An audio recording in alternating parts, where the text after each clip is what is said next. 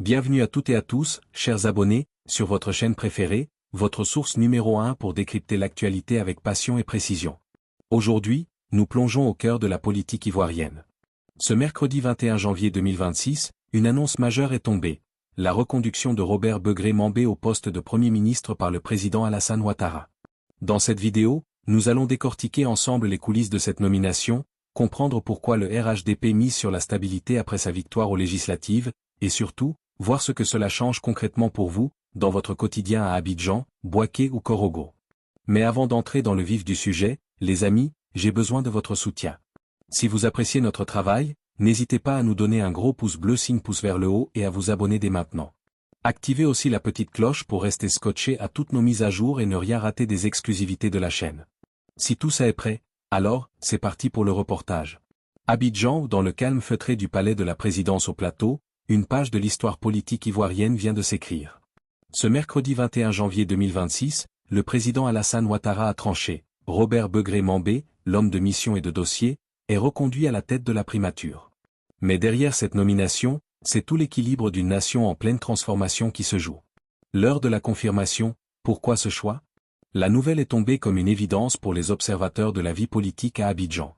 La reconduction de Robert Begré-Mambé intervient seulement un mois après le raz-de-marée électoral du Rassemblement des Oufouettistes pour la démocratie et la paix, RHDP, lors des législatives de décembre 2025. Avec une majorité écrasante au Parlement, le président Ouattara envoie un message clair. On ne change pas une équipe qui gagne. Pour le pouvoir en place, Mambé incarne la stabilité technique et la loyauté.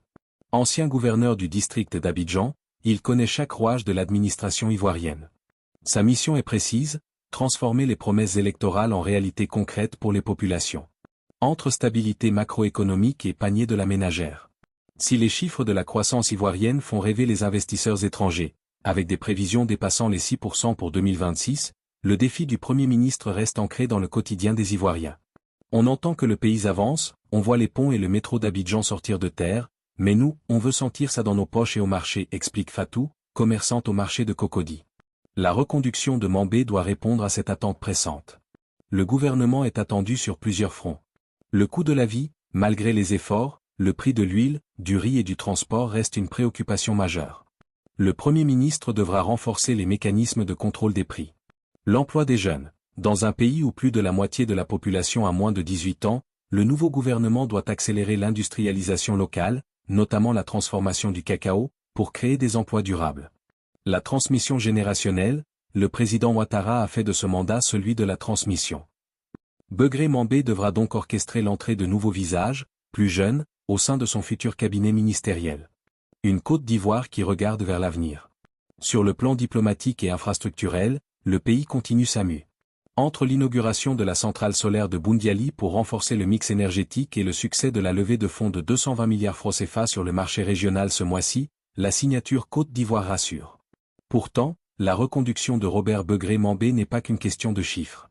C'est un acte politique fort qui intervient après des élections législatives où l'opposition, bien que présente, a perdu du terrain. Le défi de la réconciliation nationale et de l'inclusion reste entier pour que cette victoire du RHDP ne soit pas perçue comme un monologue, mais comme le moteur d'une démocratie apaisée. Ce qu'il faut retenir. Le Premier ministre a désormais quelques jours pour proposer son nouveau gouvernement. Un gouvernement qui, selon les indiscrétions, pourrait être plus resserré et orienté vers l'action de terrain. En reconduisant son lieutenant, Alassane Ouattara s'assure une fin de quinquennat sous le signe de l'efficacité, avec l'ambition de laisser un héritage solide à la nouvelle génération.